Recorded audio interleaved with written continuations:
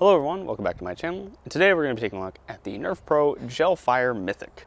Before we begin though, I do want to apologize for any noise like that that will happen in the background of this video. Yeah, we're doing jackhammers again. Anyway, on to the Mythic. I'm a little bit late to the party on this one because this blaster came out last year in 2022, so not too late, better late than ever, right? And it originally retails for $79.99 USD. So I purchased it from Amazon on sale for $41.99 USD. This is also the first gel blaster we're seeing on the channel, which I think is pretty cool. It's also the first gel blaster I've ever owned. I'm very excited to get to use one of these, you know. For those who don't know what a gel blaster is, it's a type of blaster that fires these little gel orbs. Some people call them gellets. Nerf calls them Gelfire rounds. But they're essentially little pin-sized pellets that expand into large spheres that can be fired out of these blasters. Kind of similar to airsoft in a way, though I think this is less painful because it's soft rather than a hard plastic ball. And similar to airsoft, you can't reuse the ammo. Gelfire rounds, or gellets, whatever you want to call them, are supposed to explode on impact, so we'll see how that goes. So disposable ammunition type blaster here. Anyway, let's talk about the Mythic here. So starting off, the Mythic comes with 10,000 Gelfire rounds, super soft absorbent polymer projectiles. Cool name, Nerf. Gelfire sounds pretty cool. I mean, that's the name of the line. It is fully and semi-automatic. Fires 10 rounds per second. It includes eyewear. Recommended age is ages 14 plus, and includes a rechargeable lithium polymer battery. On the back here, we have more information about the Mythic. We have a 800 round hopper here, the semi-auto, full auto selector switch, extendable stock, removable rechargeable battery, and the grip here, a trigger lock, and some, once again, the protective eyewear, and a removable barrel. So not much else to say about this blaster, so let's get this thing out of the box and see what's inside. So I actually unboxed the Mythic the other day in preparation for this review. For one, to charge the battery it comes with, as well as to grow the Gelfire rounds. So I'm gonna cut to the other day when I unboxed it.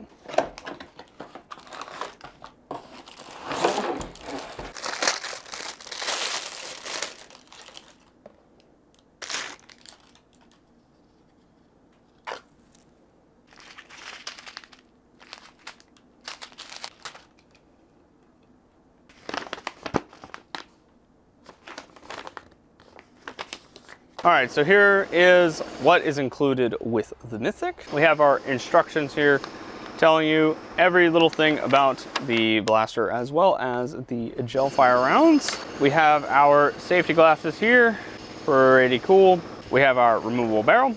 This here is our hopper. It's a little bottle, has a little screw cap, so you can put the gel rounds in here until you're ready to use them, and then you can insert them into the blaster.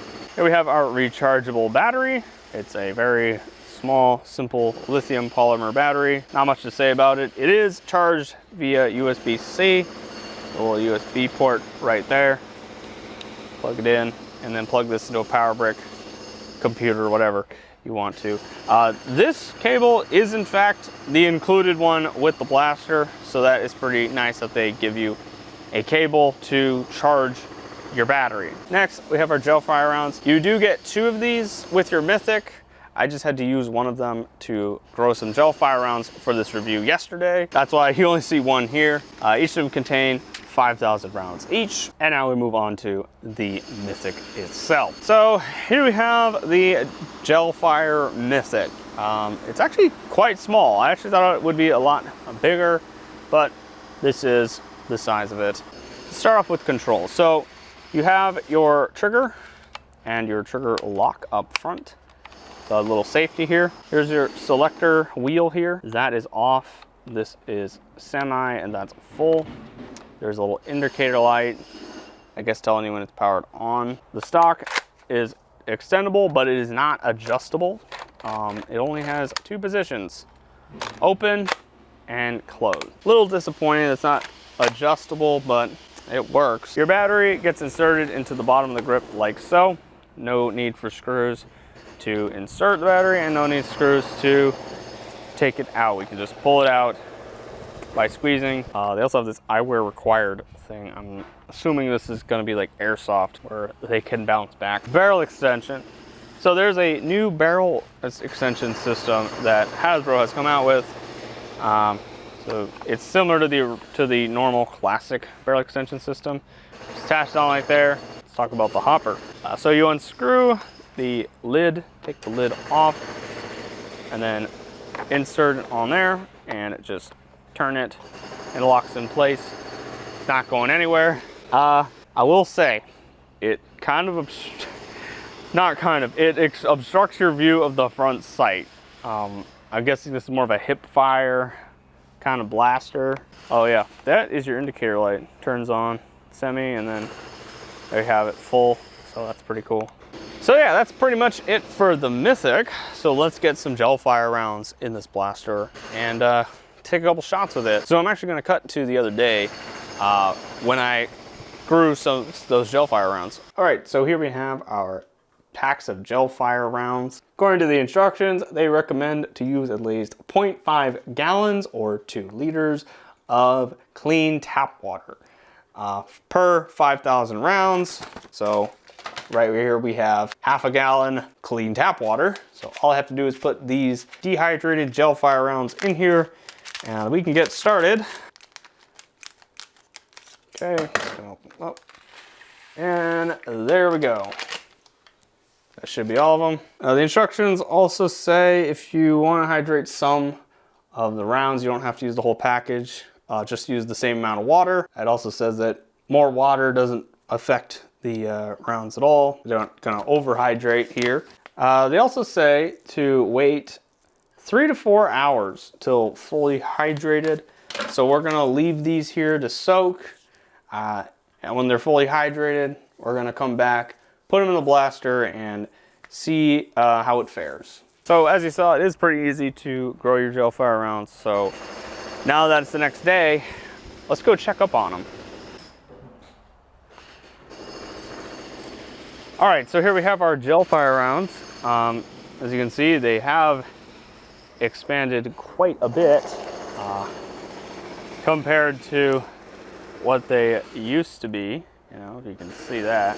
And they appear to have absorbed most of the water. There's still some water in there. So this is more than 3 to 4 hours. This is closer to like 12 hours, almost, a little over 12 hours. And they don't seem to be oversaturated or anything like that. They seem to be fine. So I guess if you want to make them the day before, like an event or something, you can do that.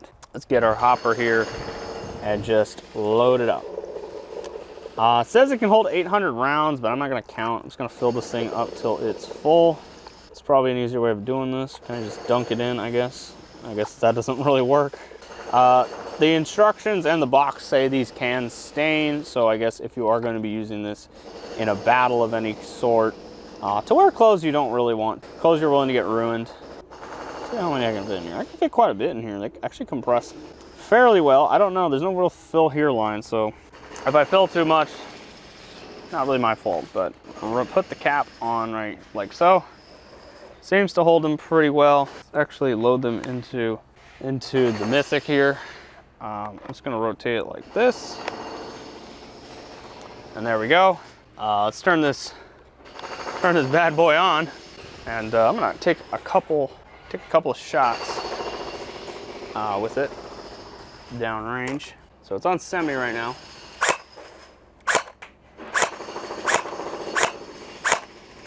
So I think we should get the target set up and see how accurate this blaster is. All right, here we are at the accuracy test. As you can see, we have our targets set up over there. Here we have the Mythic. We're gonna be taking a couple shots semi-automatic and a couple shots full auto. Maybe with or without the barrel. We'll see if that makes a difference if we take the barrel off. Oh yeah, that is your sight picture. You have no sight picture. Can't even see the front sight. Anyway, couple shots semi-automatic.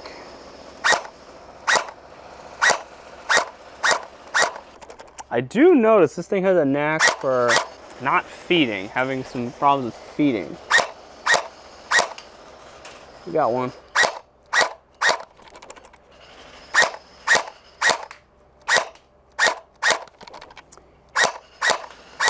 Yeah, definitely has its problems with feeding. I'm gonna go full auto.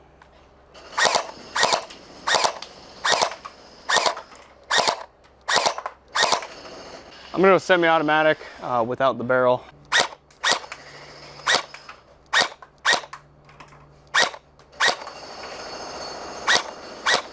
And then set full auto without the barrel.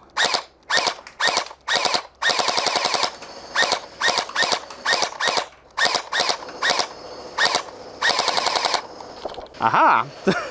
So the barrel is actually making it less accurate.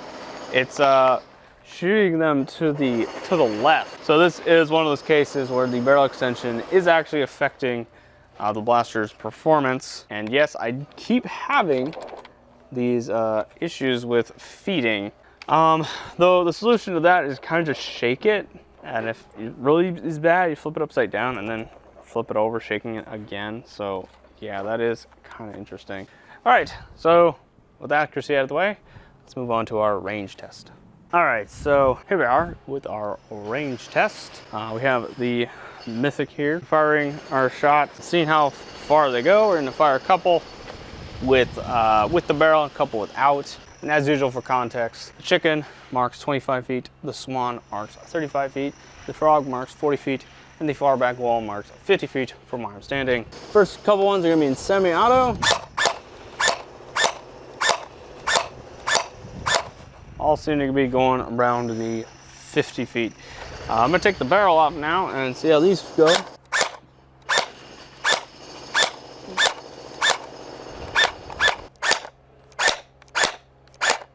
Dang, this thing jams a lot, or doesn't feed a lot easily. Did I overfill it? I wonder if I overfilled it. That's how much I fill it to, so pour some down into the hopper here.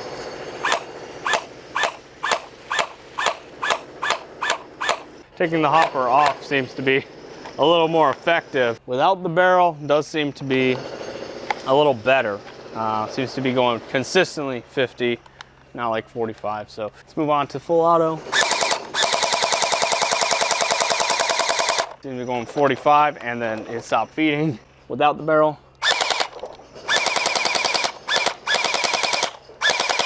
Seems to be going 50 feet a little more consistently. So because this is, I'm assuming, motorized plunger, there isn't any differences between semi and full when it comes to ranges or power. So I think we're pretty much good there. I say like my only issue with this thing currently is just it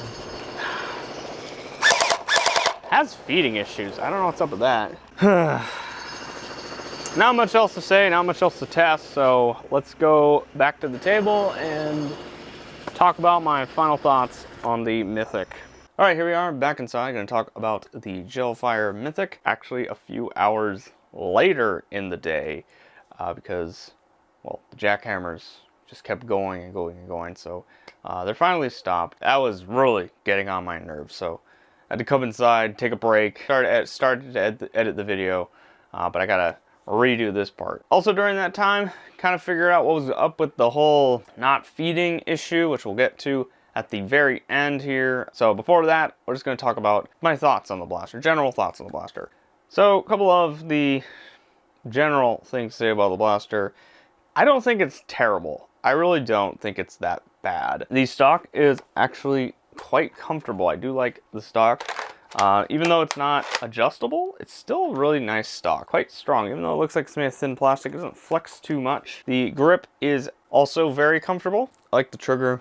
Quite responsive. I like the selector wheel here. I didn't know how I'd feel about it earlier because normally I like to have my selectors on the grip so I can use like my thumb or index finger to maneuver it. But over here, it's actually not too bad. It doesn't require a lot of effort to switch it on or switch to full autos. The only control that kind of has a problem is the trigger lock. This thing is stiff. Like this thing is just really stiff.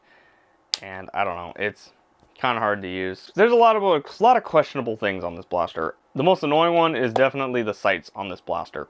Why do they have a sight here when they have the hopper right in front of it? You can't aim with it at all. I mean, you only have a front sight too. You don't even have a rear sight. It's really just confusing. I don't know why they did that. Also, what's up with the rails? You know, you have one here and you also have one down here. This one, like, you put an optic here, you can't use it because the hopper. And the only use I can see for this is like some extra ammo or something like that. Also, I have no idea what rail system this is. It might be Rival, it might be Hyper. It does look a little smaller than Rival, and I know Hyper's rails were similar to this. And I don't know if they have accessories for the Gelfire line yet, or maybe in the Pro line, because I do have the Strife X, and it doesn't look like it has standard rails on it, so maybe it's a Pro line thing. We'll see if they come out with any accessories for this. But I just find these rails just really weird. They just kind of bug me. And then the other thing is the barrel extension. This thing, it affects the blaster. Ranges with the barrel is more like 45 to 50 rather than consistently 50. Accuracy wise, at least for mine shoots more to the left than straight.